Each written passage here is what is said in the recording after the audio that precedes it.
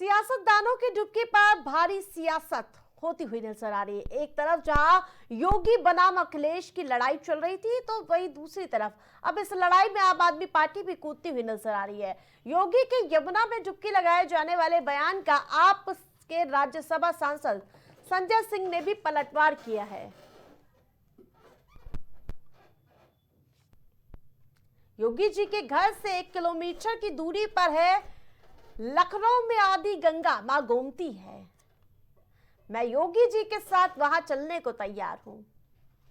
वो डुबकी लगाए, पूरा देश देखेगा।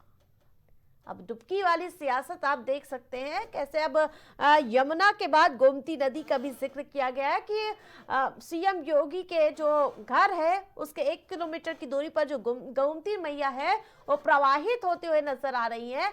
तो क्या वो वहां पर मेरे साथ चलेंगे और डुबकी लगा के दिखाएंगे कि कितना निर्मल हो गया है पानी।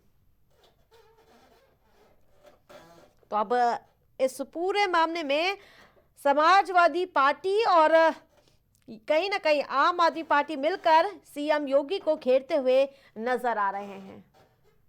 यानी कि एक बार फिर से इंडिया गठबंधन की ओर से लगातार हमलावर और हमला करते हुए नजर आ रहे हैं। और ज्यादा अपडेट के साथ सहयोगी शहबाज हमारे साथ जुड़ चुके हैं। शहबाज, जिस प्रकार से अब डुबकी वाली सियासत अपरंपार नजर आ रही है, जहां पहले त्रिवेणी का संगम और अब यमुना की जो धारा है वो गोता खाते हुई नजर आ रही सियासत में, कैसे देखते से?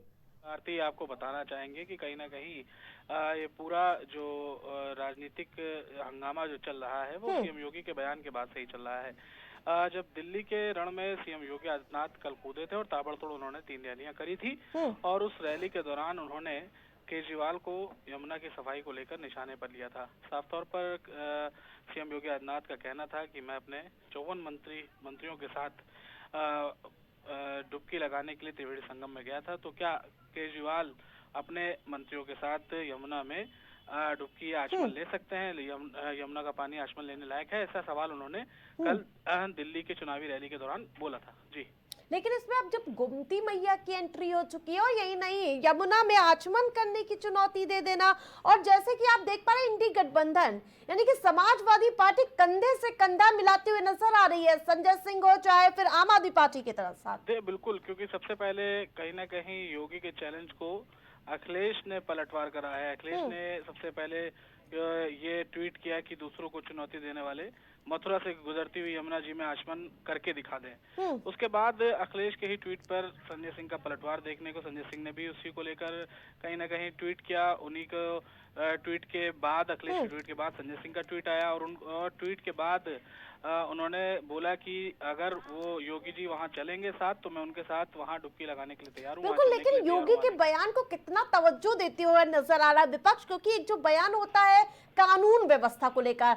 उस पर ही घेर देते हैं केजरीवाल की भाई मैं भी समर्थन करता हूं, क्योंकि शाह लगातार पार्टियां तोड़ रहे और सांसदों को तोड़ने में लगे रहते तो कानून व्यवस्था को कैसे भेद पाएंगे। और दूसरी बात ये कि जो यमुना की सफाई को लेकर, हाँ बिल्कुल, यमुना की सफाई हमेशा से दिल्ली में एक सियासत का केंद्र रही है। और जब भी आरती याद होगा, जब छठ पर्व पड़ता है तब यमुना नदी को लेकर कहीं ना कहीं केजरीवाल बनाम भाजपा देखने को मिलता है। जब हर साल ये त्योहार आता है तो यमुना की जो सफाई का मुद्दा है वो कहीं ना कहीं फिर से तूल पकड़ता हुआ नजर आता है। और एक बार फिर से जब पूरे मंत्रिमंडल के साथ 22 तारीख को सीएम योगी आदित्यनाथ वहां पहुंचे थे तो उन्होंने वहां का जो है अपने 54 मंत्रिमंडलों के साथ 7 मंत्रियों के साथ आस्था की डुबकी लगाई। उसके बाद से ये सियासत जो है कहीं ना कहीं डुबकी पर आकर दिखाई दे रही है। और दिल्ली में जैसे ही योगी की कहीं ना कहीं एंट्री हुई है, इससे कहीं ना कहीं विपक्ष भी जो है वो ताबड़तोड़ वार करता हुआ नजर आ रहा है। बिल्कुल, ये तो शुरुआत, अभी और भी तो रैलियां होनी है सीएम योगी, उसमें भी पूरी तरह से जोश देखने को मिल सकता है। दिल्ली के कई अलग अलग विधानसभाओं में सीएम योगी आदित्यनाथ की जो है रैली लगाई, जो कार्यक्रम है वो लगाया गया है। और आरती, कहीं ना कहीं सीएम योगी आदित्यनाथ की रैलियां जो है वो काफी भाजपा के लिए काफी जरूरी हो जाती है, क्योंकि जिस तरीके से देखा गया था हरियाणा और जम्मू में, जिस तरीके से उनकी रैलियों को जो प्रभाव पड़ा था, उससे जो भाजपा को कहीं ना कहीं बढ़त मिली। हरियाणा में बिल्कुल, जो बटेंगे तो कटेंगे क्या? बिल्कुल उससे सीएम योगी पहुंचते ही नहीं कि आम आदमी पार्टी पलटवार कर देती है कि क्या वो गरीब बच्चों को बांटने काटने आएंगे क्या? हाँ, देखिए सौरभ भारद्वाज ने भी सबसे पहले हमला बोला था। आम आदमी पार्टी के जो मंत्री हैं और जो विधायक हैं, उन्होंने भी सबसे पहले हमला बोला था। उसके बाद से तमाम आम आदमी पार्टी के नेता जो हैं वो कहीं ना कहीं बांटने और काटने की बात करने लगे थे।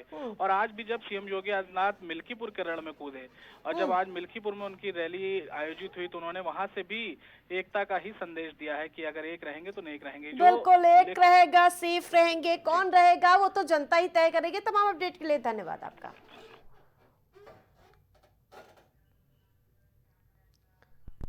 खबर दोपहर में फिलहाल इतना ही। देखते रहे प्राइम टीवी।